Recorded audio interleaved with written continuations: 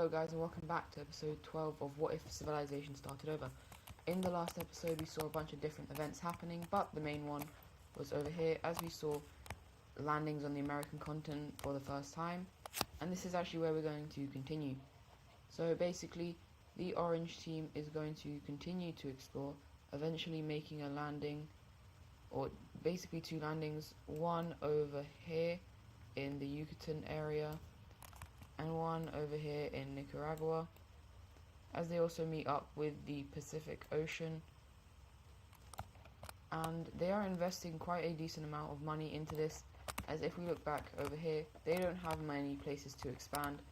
So yeah, anyways, they'll also make a landing over here in Colombia / Venezuela, and so we see them take all of that land.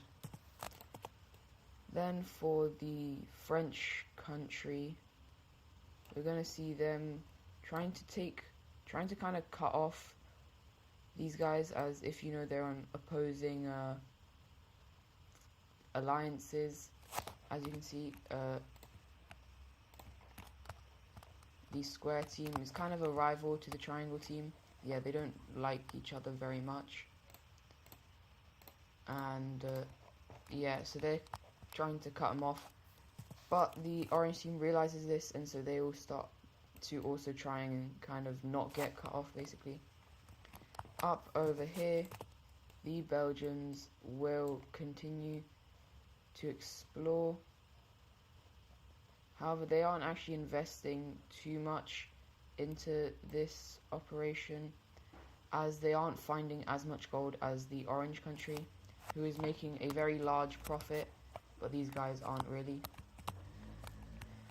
And so yeah, we're going to move away from colonization for now, as we're going to head to the Middle East, which has been very eventful in the recent episodes, and is going to continue to be eventful as we see the blue team invade into this country, as they want to control basically all of Mesopotamia, and that's the last country that they need. However, this is not going to come without some repercussions, as with this we are going to see a coalition form against them, and this will be the Diamond Coalition. And so we have Saudi Arabia, obviously this country. We have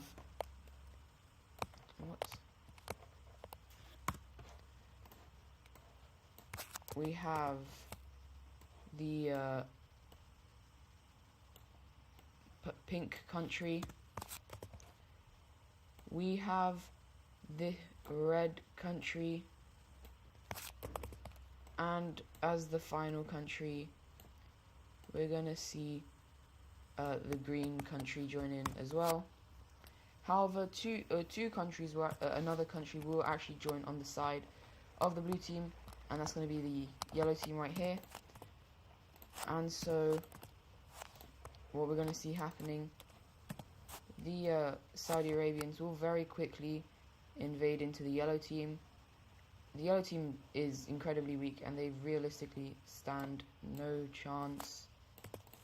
But the blue team is sending over troops here, so it's surviving slightly. They've just reoccupied this area, and one place where it's not going so well for them is over here. The red team is making slight advances, which allows for a kind of large pushback over here, and eventually the blue team is kicked out of here.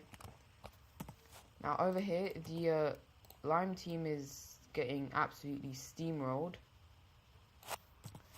However, the pink team is actually doing very, very well, which then nearly cuts this area off, which forces large amounts of troops to retreat, allowing for the lime team to start pushing back as well. And eventually we also see Egypt get on this, and they will actually invade into Cyprus and take it. And then we finally see a complete pushback against the blue team over here, and this is where it's just going to start crashing down as Saudi Arabia makes quick advances north, as well as the Cyan team and the red team. Now the Kievan country is wondering if they should join in on this, but they decide not to because of a different military operation that they will be carrying out right after this is done. And so eventually the blue team is going to surrender. And so let's look at a peace treaty. Right, so first of all, Egypt gets Cyprus. I'm just gonna hold on. Obviously this alliance will no longer be a thing, but basically Saudi Arabia will take all of this and actually not take any land from the main blue country. The pink team will expand greatly, as they will take all of this as well as a little bit down here. I think this is most of the land that they used to own. The green team will expand along the southern coast like this. The red team will push up all the way over to here, which is kind of land that they used to own. We then see the Cyan country go quite far along the two Mesopotamian rivers. So instead of being Mesopotamia being united under the blue country, it's sort of being united under the Cyan country. And then this blue country will actually be split in two, actually probably three. We see this odd looking shaped country over here, and I'm trying to find a colour that hasn't been really used here. What about a light? Okay, I guess we have to use, I'll use this kind of light purple. This light purple country will be forming over here. But one thing we actually see is Kiev gets a tiny bit of land, which looks something like this, just because this purple team wants to become friendly with the Kievan country. And for new capitals look like this. And so our Middle East is now even more divided than before. But we're now going to head over to, as I was speaking about, the military operation that Kiev is going to be doing. And that is going to be into the grey team. Now, they have been here for quite a while, but their time is up. And very quickly, they stood absolutely no chance. It is the fastest war in the history of the world. It took them 30 minutes. It is ridiculous. 30 minutes, even that would be faster than the shortest war, even modern day. So yeah, that just puts it into perspective. But now we're actually going to head over to here inside of Europe, where we see Iberia expanding into Andorra because they want land. However, this is going to be met with resistance, as Belgium will invade, as well as France. And as they get to like this kind of point, we see kind of a standoff, but eventually a treaty will be agreed upon. And so Iberia will get this land.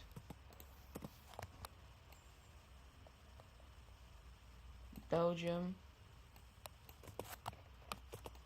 will get all of this land, and the rest of it will go over to the French country, and Andorra now no longer exists. However, we now have to talk about something that's going on inside of the Libyan team. Now, North Africa has probably been the most peaceful area of the world, even though it used to be incredibly non-peaceful. However, inside of the capital of the Green Team, there has been a plague that has kind of broken out.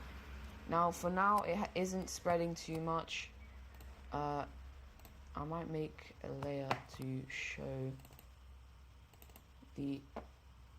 how affected the plague has been.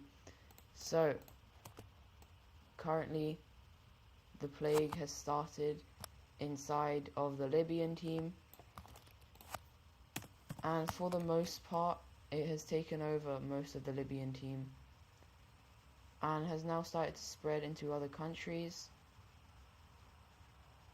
However, very quickly the Egyptians are able to realize this, and they are going to block off everything, like all trade with the Green Team, which obviously is a bit mean, but I guess it's fair, as they do not want to be affected by this plague. However, the same cannot be said as the western half of North Africa really need money, and so this is causing it to spread very quickly into these areas, and eventually we see it spread into Spain. Now it spreads very easily into kind of these Madrid and southern Spanish areas. However, North Spain, they're not having this. They cannot have themselves be affected, and so they're going to start helping out their allies fight the plague. However, the allies are just not doing the right thing to prevent the plague, and it's starting to annoy the Spanish. So the once very united alliance, we actually see something happen. We see the Orange Team kick out Madrid and southern Spain for not following protocol. Now this is big, because they just lost arguably one of the strongest countries, and now they are left to fight for themselves against the plague. Seeing this, these two will make sure that they do not mess with the plague, and also they also start to close down their borders, and we can see the effect that it is having on different countries. However, for now the plague has only really spread to North Africa. Oh, come on, Green Team. Yeah, the Green Team, after trading with the other Green Team, has now also got the plague, and it is now spreading into the Middle East. But once again, Egypt is not having this, and they are protecting. We kind of have like this defensive barrier around a couple of these areas. I'll just color them in white so you guys can see. The Egyptians are very making sure that they do not get infected, and they start telling the other countries in the Middle East, allowing for another kind of blockade. However, some areas just keep getting infected, and it is really not looking good for the world. Apart from here, over here it's fine for now, but inside of Europe it is spreading into the southern Italian Isle. However, after Italy realizes this, they they just kill the people with the plague, but they just keep getting the plague in and then killing those people, because they don't realize that it's actually a plague. And so we eventually just see a very much repeating pattern of killing, and eventually they realize, oh, it's this plague, and they stop trade. Now some areas are trying to be treated, like the southern bit of the blue team is having to very much help itself to treat However, some areas just do not care. Now, this is where we see another major problem. The plague has somehow managed to slip through, and well, it wasn't seen until it left, and it got all the way over here to southern China. Now, immediately seeing this, India, another country that is very strong against protection, is going to also put their own blockade immediately. And, well, we actually see it spreading over to central China. But, luckily, we see North China also put in a blockade. And so, as you guys can see, the plague has been spreading rapidly and is becoming a very important issue. But for now, it hasn't gone to its full extent. So let's just maybe put that layer off for now. We're actually going to do the final thing of the video, which is this, which hasn't been updated in an incredibly long time. So for the last event of the episode, let's update this, and this is going to be I guess, well, pre-plague problems. And so number 1 is India. Number 2 is going to be, even though they slowed down, it's going to be Kyiv. Number 3 is Orange, Spain. So seeing these two lose an ally, who is literally the 3rd strongest country, is very depressing. Number 4 is Belgium. Number 5, it's gonna be, I think I should call it Austria-Hungary. It's this thing, the blue country here. However, I am going to make sure you guys know there's a big divide between these guys. So Austria, Hungary. Number 6 is gonna be Italy. Number 7 is actually Saudi Arabia. I messed up horribly. Right, number 8 is gonna be Oman. Number 9 is France. And number 10, the 10th strongest country is, I'm just looking around to see who it could be. I guess I would actually say, it actually has to be this Horn of Africa country, I think. Actually, no, it's going to be Egypt, because, yeah, just Egypt is pretty strong. Anyways, if you guys enjoyed the video, hope you guys have liked and subscribed, and I'll see you guys in the next episode. Goodbye.